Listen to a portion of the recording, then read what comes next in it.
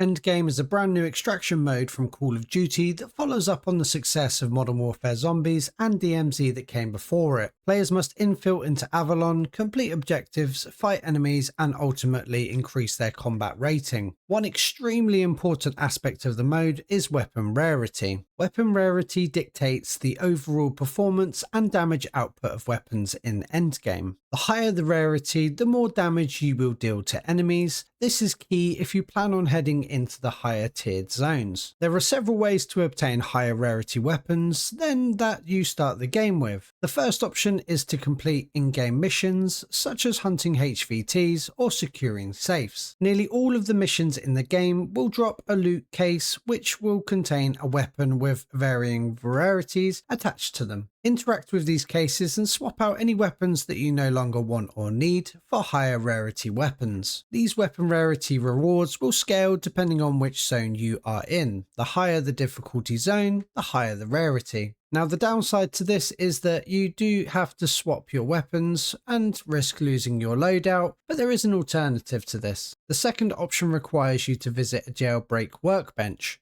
These can be found in the lower tiered zones and offer an increased weapon rarity depending on where you are and what you need. If you are just entering the match with a common weapon and want to upgrade to an uncommon rarity, which is green, you can hit the jailbreak workbench in the tier 1 zone. If you want something slightly beefier, you can get the rare upgrade from the tier 2 zone and so on. The higher the zone rating, the tougher the enemies, so reaching these workbenches with lower rarity weapons can be tricky, but it's not impossible. Any weapon that you successfully exfil with will remain in your loadout, so if you pull out of the game with an epic or legendary rarity weapon, you can continue to use that weapon in future matches. But if you edit your loadout, you will lose it, so be sure that you want to change before entering a game. And that's how you can quickly and easily boost your weapon's rarity. I'll be uploading a ton of endgame guides in the coming days and weeks, so be sure to subscribe so you don't miss out. Have a great day.